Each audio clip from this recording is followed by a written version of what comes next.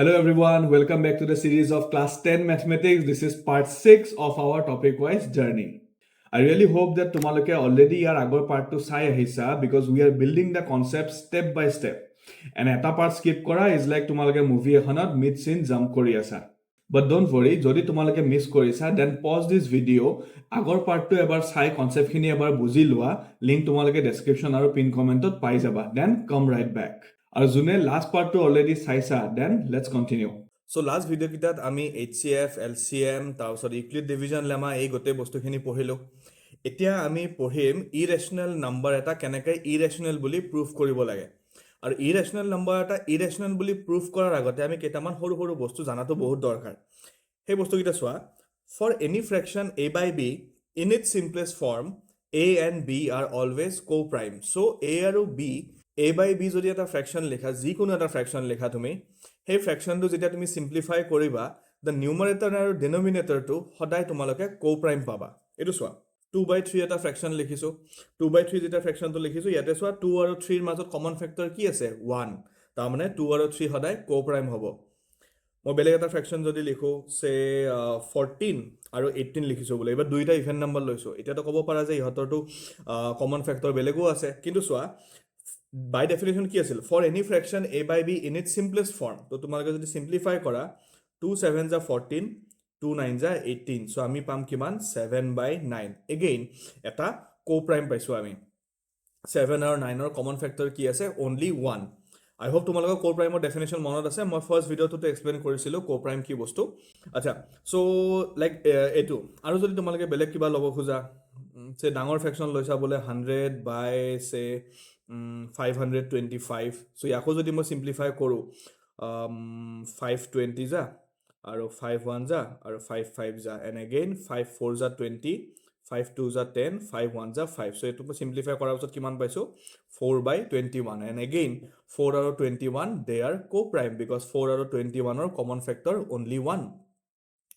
so এটো বস্তুটো clear হৈছে যে যিকোনো এটা ফ্ৰেকশ্যন তুমি যেতিয়া সিম্পলিফাইড ফৰ্মত লিখিবা তেতিয়া কি হ'ব A আৰু B সদায় কো-প্ৰাইম পাবা মানে নিউমাৰেটৰ আৰু ডিনমিনেটৰ তোমাৰ সদায় কো-প্ৰাইম পাবা সেকেন্ড বস্তুটো হ'ল if P is a prime number and P divides A square then P also divides A এটা এটো কি বস্তু চোৱা P is a prime number সে মই এটা প্ৰাইম নাম্বাৰ এজিউম কৰিছো 5 and P divides A square ধৰা 25 square 625 log so etu theorem or mote ki hoy if P is a prime number and P divides A square then P also divides A tamne 625 mane ki 625 mane hoise 25 square tar mane if 25 square is divisible by 5 then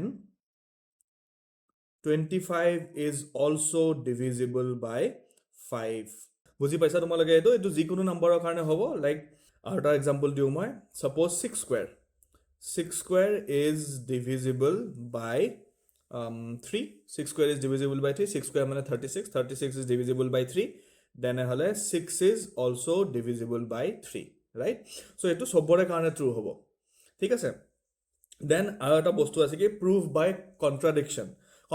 মানে কি কন্ট্ৰাডিকশন মানে হল কিবা এটা বস্তু তোমালকে assume কৰিছা হ'ব বুলি বাট দেন হেতু বস্তু বলে নহল হেতুক আমি কও কি কন্ট্ৰাডিকশন বুলি so a method of proving a statement by showing that assuming the statement's opposite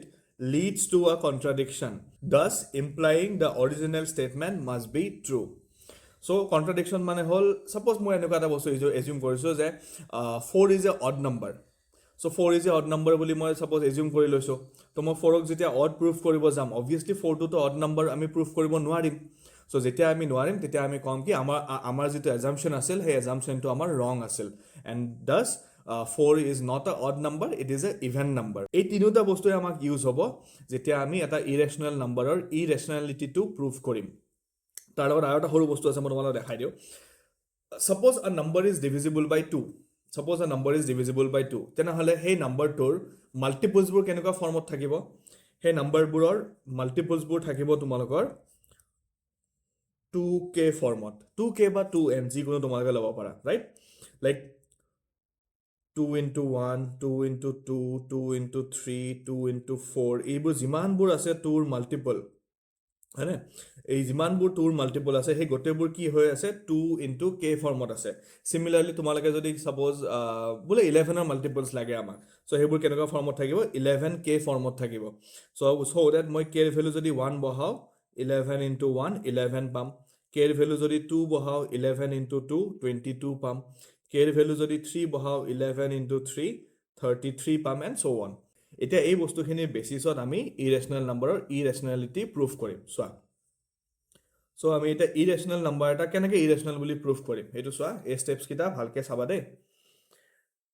so proof that √5 is ইৰেশনাল আমি কি কৰিম প্ৰুফ বাই কন্ট্ৰাডিকশন কৰিম মানে আমি √5 ক ৰেশনাল বুলি এজিউম কৰিম তো এতিয়া চোৱা আমি কেনেকৈ কৰিম সো ইয়াত মই কি লিখিছো let us assume that √5 is ৰেশনাল তো যদি √5 টো ৰেশনাল হয় তেতিয়া হলে মই √5 ক p/q ফৰ্মত লিখিব পাৰিম নে therefore √5 is equal to p/q হয়নে ৰেশনাল নাম্বাৰ আমি p/q ফৰ্মত লিখিব পাৰো যদিহে p/q ফৰ্মত লিখিব পাৰিছো তেনে হলে কি হ'ব p আৰু q নিউমাৰেটৰ আৰু ডিনমিনেটৰ সদায় কো-প্ৰাইম হ'ব where p and q are co-primes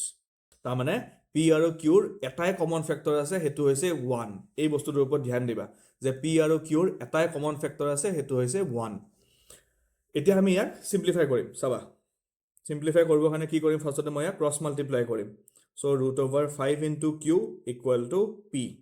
এতিয়া মই √5 টো উঠাম কেনেকৈ কৰিম বাই স্কোৱাৰিং both the two sides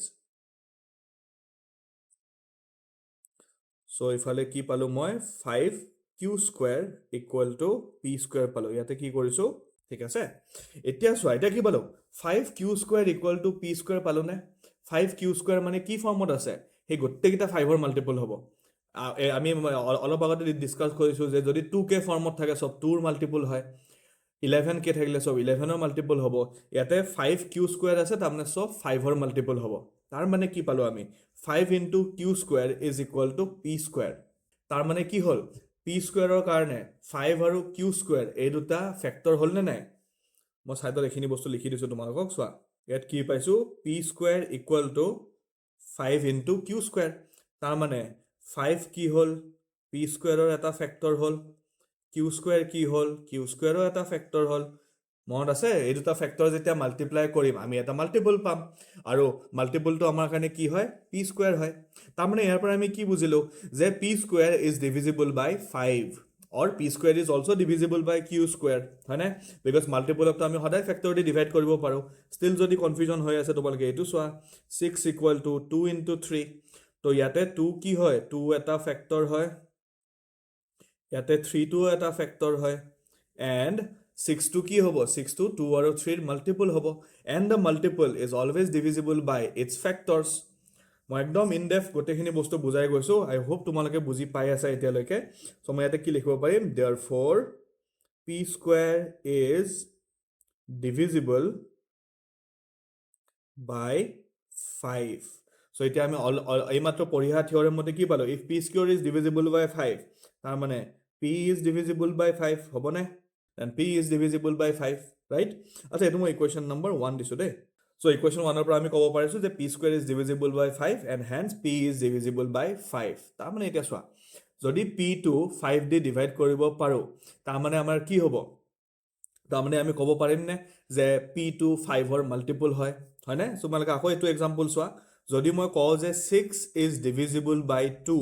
তাৰ মানে 6 টো 2 ৰ মাল্টিপল হ'ব হয়নে তাৰ মানে মই এটা কি লিখিব পাৰিম let p equal to 5k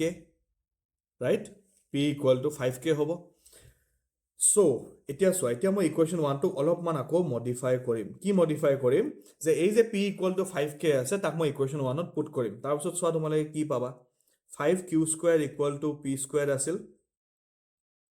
so 5q square equal to মই এটো 5k whole square লিখি দিম এটো মই লিখি দিম 5q square equal to 5k whole square মানে কি 25k square পাম তাৰ মানে মই আৰ কি লিখিব পাৰিম q square equal to 25 divided by 5 5 টো ইফালে মাল্টিপ্লাই হৈ আছে নহয় হেফালে গলে কি হ'ব ডিভাইড হৈ যাব সো এটো হৈ গল 5k square So এতিয়া মই ইয়াৰ পৰা কি বুজি পালো যে q square equal to 5k square মানে q square আমি কেনেকৈ পাম আমি পাম 5 আৰু k square ক মাল্টিপ্লাই কৰি so মই ইয়াতে সাইডতে লিখি দিছো therefore আচ্ছা এইখিনি বস্তুৰ পিছত এই স্টেপটো আহিছে দে okay q square is divisible by 5 therefore q is divisible by 5 হয় না এতিয়া সোয়া এতিয়া হল আমাৰ মেইন কন্ট্ৰাডিকশনটো আমি তো স্টার্টিং হতে কি বুলি কৈছিলো আমি স্টার্টিং হতে কৈছিলো যে where p and q are co-primes p আৰু q co-prime বুলি কৈছিলো তাৰমানে p আৰু q ৰ কমন ফ্যাক্টৰ কি আছে 1 কিন্তু এতিয়া আমি আমাৰ প্ৰুফৰ থ্ৰু কি পালো p is divisible by 5 q is also divisible by 5 তাৰমানে p আৰু q দুইটাকে মই 5 দি ডিভাইড কৰিব পাৰিম তাৰমানে p আৰু q ৰ 5 টো কমন ফ্যাক্টৰ হল বাট আমি তো এজিউম কৰিছিলো কি p আৰু q ৰ কমন ফ্যাক্টৰ অকল 1 হে থাকিব বাট আমি তো এটা প্ৰুফৰ থ্ৰু কি পালো p আৰু q ৰ বেলেগ এটা কমন ফ্যাক্টৰো আছে which is 5 তাৰমানে আমাৰ স্টেটমেন্টটো ৰং আছিল সো এটা মই কি ক'ব পাৰিম যে therefore p and q have common factor 5 which contradicts our assumption that p and q are co-primes কাৰণ আমি তো যেতিয়া কৈছিলো যে root over 5 টো rational number হ'ব আমি তো হেৰি কৰিছিলো যে root over 5 equal to p by q আৰু p আৰু q তো co-prime আছিল কিন্তু এতিয়া আমি proof কৰি কি পালো যে p আৰু q ৰ বেলেগ এটা common factorও আছে which is 5 তাৰমানে আমাৰ যেটো original assumption আছিল হেতু আমাৰ wrong আছিল therefore root over 5 is not a rational number therefore root over 5 is irrational বুজি পাইছা তোমালোকে এটো I hope তোমালোকে কনসেপ্ট খিনি ক্লিয়াৰ হৈছে এই কনসেপ্ট খিনিৰ কাৰণে তোমালোকে এই আগৰ পইণ্ট কিটা এবাৰ ভালকে চাবা আৰু এবাৰ যেতিয়া হেখিনি বুজি পাবা তেতিয়া হলে এই প্ৰুফটো তোমালোকৰ কাৰণে ইজি হৈ যাব এটো প্ৰুফৰ যিকিটা স্টেপস আছে স্টেপস কিটা সদায় সেম হ'ব root over 5 root over 2 root over 3 root over 7 যি কোনো নাম্বাৰ দিয়ক তোমালোকৰ প্ৰুফৰ কাৰণে যেটো তোমালোকৰ স্টেপস থাকিব হে স্টেপসটো তোমালোকে সদায় সেমে পাবা I hope তোমালোকে বুজি পাইছা এখিনি যদি বুজি পাইছা প্লিজ এবাৰ নিজে তোমালোকে প্ৰ্যাকটিস কৰা আৰু যদি কিবা ডাউট আছে তেনেহলে মোক কমেন্ট সেকশনত জনাবলৈ নাপাহৰিবা যদি তুমি লাষ্টলৈ আছা then congratulations you are not just watching math you are leveling up leave a thumbs up in the comment section so that I know that you are the real one আৰু যদি এই ভিডিওটোৱে তোমাক help কৰিছে তেনেহলে don't forget to give a like subscribe to the channel and also share it with your friends যোনে mathsত struggle কৰি আছে see you in the next class till then stay smart stay sharp and stay ahead